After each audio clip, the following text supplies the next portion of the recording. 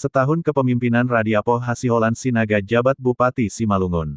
Catatan redaksi berita Simalungun. Tidak terasa pendopo rumah dinas Gubernur Sumut, Senin tanggal 26 April tahun 2021, lalu jadi saksi bisu pengucapan sumpah jabatan di Bupati dan Wakil Bupati Kabupaten Simalungun periode tahun 2021 sampai tahun 2024, Radiapoh Hasiholan Sinaga, Simalungun Zoni Waldi.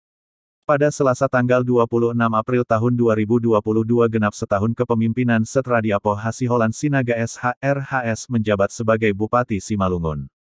Gubernur Sumatera Utara, Edi Rahmayadi atas nama Menteri Dalam Negeri yang melantik, jadi saksi hidup pelantikan itu hingga kini. Banyak harapan masyarakat Simalungun menuju sejahtera sesuai dengan janji mereka saat kampanye dengan tagline, "Rakyat harus sejahtera". Gebrakan pertama yang dilakukan RHS pada kepemimpinannya adalah mencanangkan program Marharoan Bolon. Sebuah program yang menghimpun donasi orang Simalungun yang peduli terhadap pembangunan infrastruktur di wilayah Simalungun. Bupati Simalungun Radiapoh Hasiholan Sinaga SH dan Wakil Bupati Zoni Waldi Sos MM menerima Piagam Rekor Muri, Museum Rekor Indonesia, atas pencapaian rekor perbaikan dan pembangunan jalan swadaya terpanjang dalam 100 hari kepemimpinan Bupati dan Wakil Bupati Simalungun dari Museum Rekor Dunia Indonesia. Penghargaan itu langsung diberikan oleh Museum Rekor Dunia Indonesia, bertempat di Rumah Dinas Wakil Bupati Simalungun, Jalan Suri-Suri Pematang Simalungun, Kecamatan Siantar, Kabupaten Simalungun, Sumut, Kamis, tanggal 5 Agustus tahun 2021. Dalam sambutan Bupati Simalungun saat itu, mengapresiasi yang sangat luar biasa kepada seluruh elemen masyarakat maupun pribadi yang mendukung terlaksananya, suksesnya program Marharoan Bolon di Kabupaten Simalungun. Pada saat ini kami mengapresiasi kepada seluruh masyarakat, pribadi, pengusaha, asosiasi Dearma, tokoh masyarakat dan para perantau yang mendukung terlaksananya, suksesnya program Marharoan Bolon ini, katanya. Menurut RHS, program Marharoan Bolon tidak berhenti saat menerima penghargaan rekor muri ini, tapi ini akan terus berkelanjutan, karena dari sisi keuangan Pemkab Simalungun saat ini belum dapat mengatasi situasi infrastruktur jalan di Kabupaten Simalungun. Sama-sama kita ketahui bahwa infrastruktur jalan di Simalungun sekitar 1032 km yang kondisi sangat memprihatinkan. Syukur kepada Tuhan berkat apresiasi seluruh masyarakat Simalungun dan pengurus Nagori saat ini jalan sepanjang 317 km dapat kita dilalui, jelasnya. Program lain yang membanggakan Simalungun, yakni Bupati Simalungun RHS sukses menjual jeruk Simalungun ke Pulau Jawa dan mempromosikan kopi Simalungun di kancah nasional. Penjualan jeruk Simalungun oleh sebuah koperasi bentukan orang dekat Bupati Simalungun sudah kali kedua mengirimkan ke Pulau Jawa. Koperasi Pangan Haroan Bolon KPHB pimpinannya adalah John Mejer Purba, pendiri Pantau Simalungun yang sering membuat kegiatan webinar, Zoom meeting, yang melibatkan RHS dalam acara itu. KPHB pertama kali memberangkatkan 7.732 kg jeruk asal Simalungun ke Pulau Jawa, Jumat tanggal 25 Maret tahun 2022. Pengiriman jeruk ini merupakan hasil kerjasama antara KPHB, Gerakan Marharoan Bolon, Dharma Purba Komunitas Girsang Milenial, Lamhot P. Girsang, dan unsur petani logistik, Juri Adil Ginting dan Singgalang Jaya 366. Visi Misi Res ZW.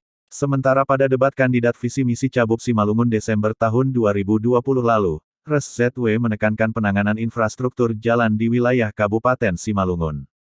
Bahkan saat kampanye, Kartu Sakti Si Kerja, buatan tim pemenang Res ZW mampu memikat simpatik 194.163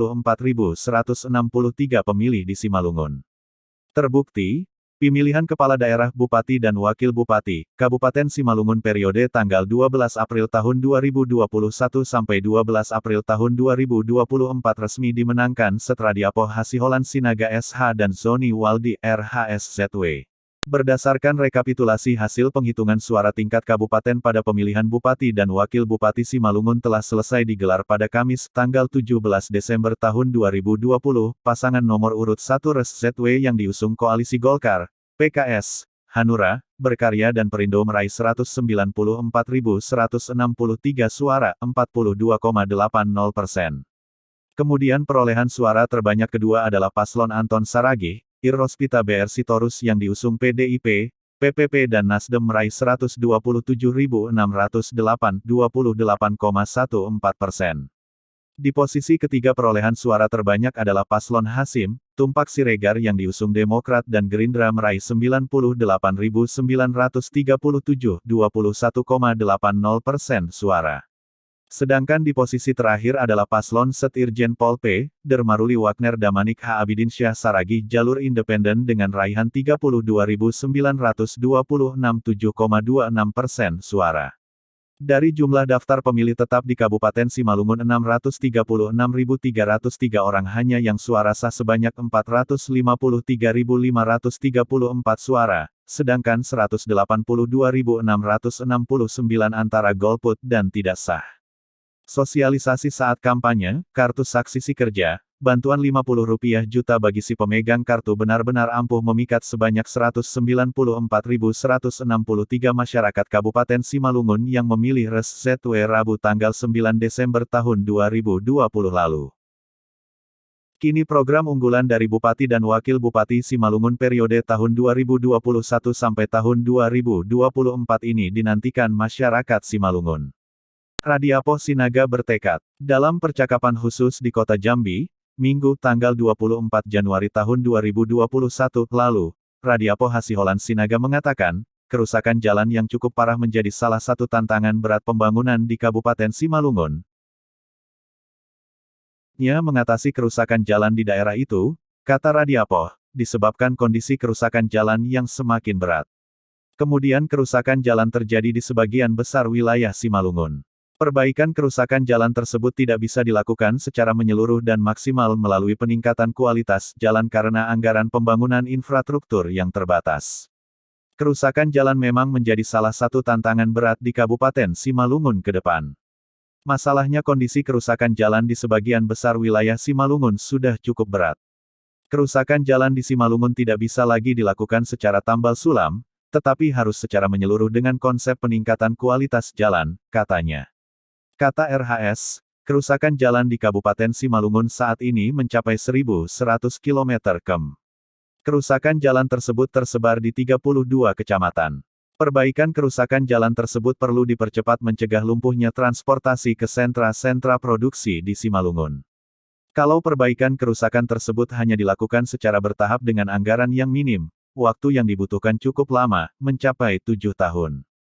Sedangkan dana yang dibutuhkan memperbaiki kerusakan jalan di Simalungun saat ini minimal 2,2 miliar rupiah.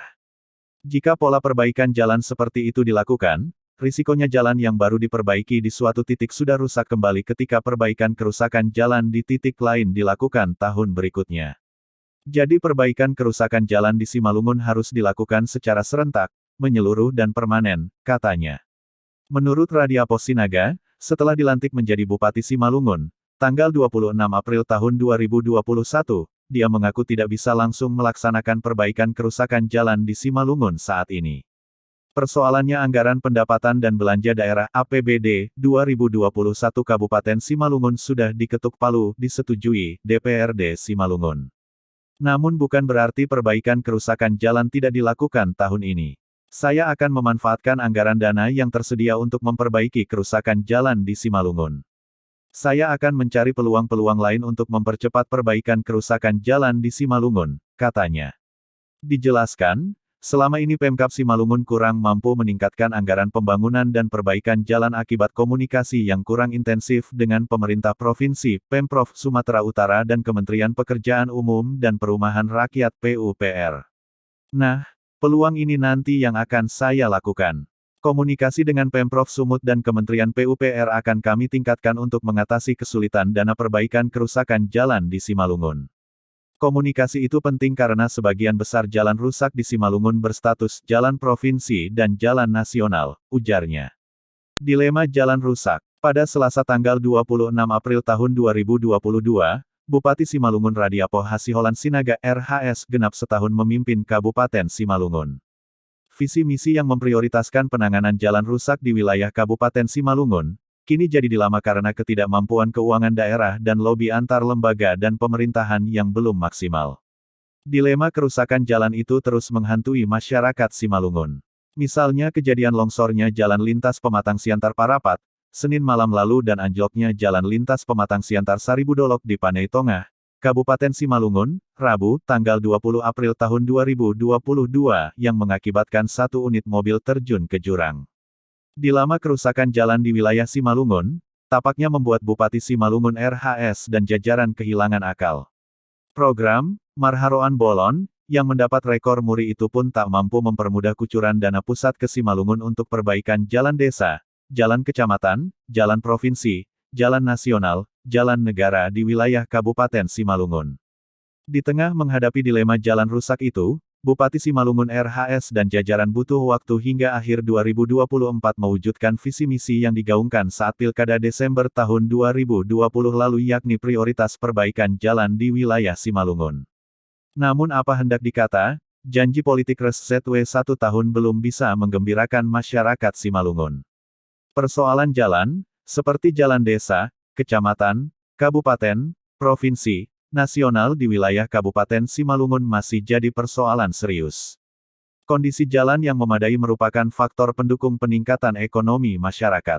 Semoga Bupati RHS dan Wakil Bupati ZW dan jajaran mampu bersinergi dengan lembaga lain dalam upaya pencarian dana untuk membangun infrastruktur di wilayah Simalungun. Kepada tim pemenang Res ZW yang cukup lihai menggolkan RHS jadi bupati dengan slogan-slogan kampanye yang memikat, jangan lepas tangan dan harus ikut memberikan solusi kepada bupati dan jajaran. Narasi oleh Aseng Lee Saragih.